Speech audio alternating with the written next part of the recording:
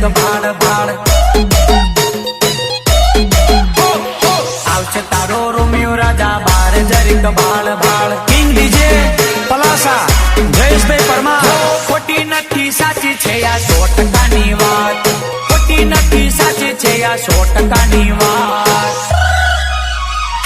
આવશે તારો રોમિયો રાજા બાર જરીક ભાડ ભાડ આવશે તારો રોમિયો રાજા બાર જરીક ભાડ ભાડ